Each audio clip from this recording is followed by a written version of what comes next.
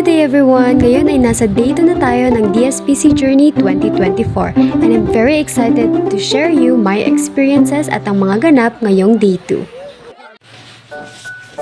Ngayon na ang day ng contest kaya maaga kaming nagising. Marami rin kasi kami at nag-aagawan kami sa CR kung sino yung unang maliligo. Pagkatapos noon ay lumabas na rin kami upang maghanap kung saan kami mag-aalmusal.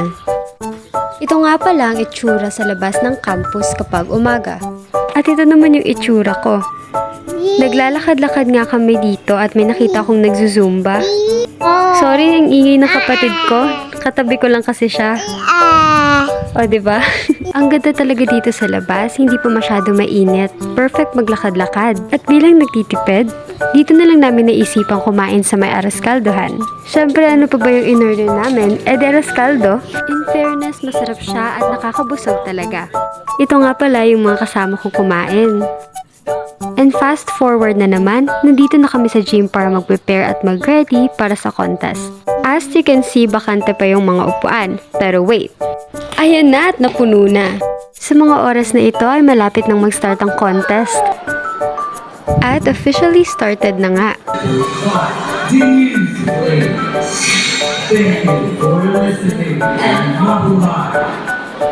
Ang gagaling talaga ng mga contestants. Sa mga puntong ito ay malapit na kami mag-perform. At katabi nga lang namin yung mga judge. At sa wakas kami na nga yung nag-perform.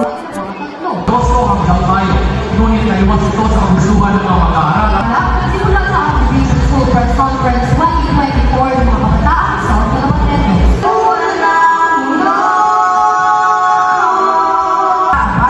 sa larangan ng Kapako noong Marso taong kasalukuyan 1.4 ang sulok. Kami po ay saludo sa ating mga dakilang magulang.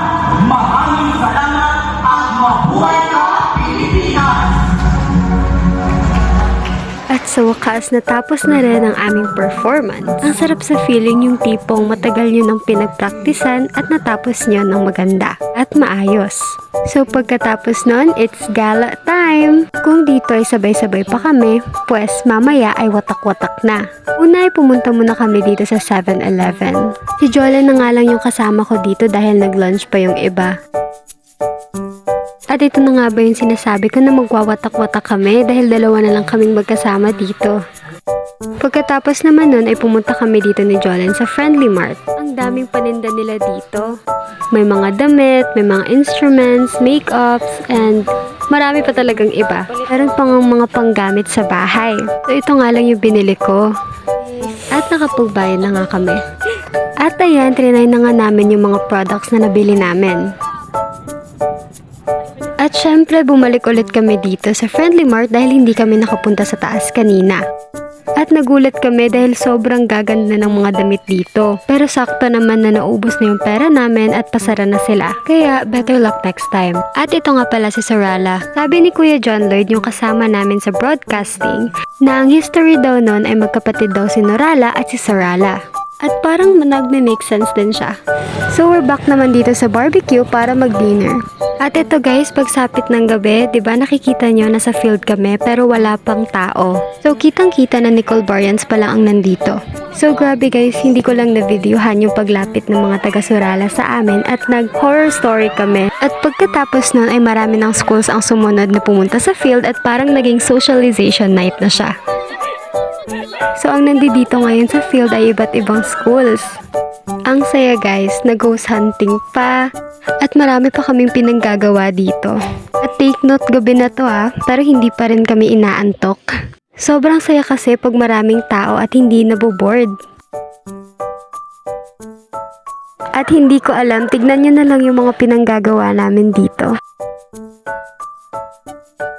Ang saya-saya talaga guys, ayan at pinag-i-interview namin sila.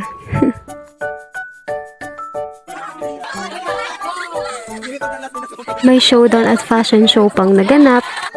May naglaro ng sports. May nagdisco. At grabe marami pang iba. At dyan na nagtatapos ang ating day 2 video. Sana ay nag-enjoy kayo sa aking vlog. At abangan nyo ang day 3 ang pagtatapos. Thank you guys! Mwah!